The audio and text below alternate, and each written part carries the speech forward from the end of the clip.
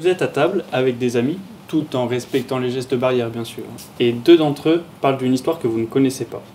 Le problème, c'est que leurs versions de leur histoire sont un peu différentes. Ne voulant alors vexer personne en cherchant le menteur, vous cherchez à comprendre le lien entre les deux versions de l'histoire pour savoir ce qui s'est vraiment passé.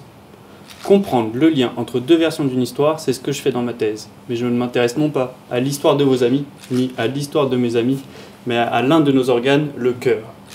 La première version que j'étudie, c'est sa forme. La forme du cœur, c'est lorsqu'il n'est pas contracté, entre deux battements. La seconde version, c'est la déformation cardiaque. C'est l'évolution de cette forme au cours d'un battement. Et comme deux versions d'une histoire, ils sont liés. Comment ? Prenons par exemple un ressort. Si on le déforme en tirant dessus, il va s'étirer, changeant ainsi sa forme. La déformation a agi sur la forme. Maintenant, si au départ le ressort est beaucoup plus gros et qu'on applique la même déformation, la forme ne sera pas modifiée de la même manière. La forme a agi sur la déformation. C'est la même chose pour le cœur, en beaucoup plus complexe.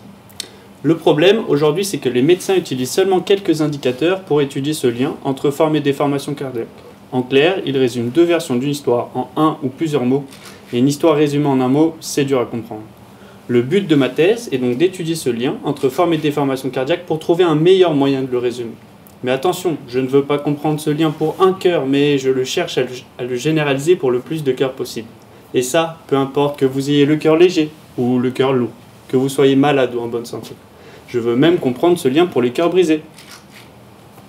J'ai donc collaboré avec une cardiologue qui m'a fourni des centaines d'images de cœurs différents.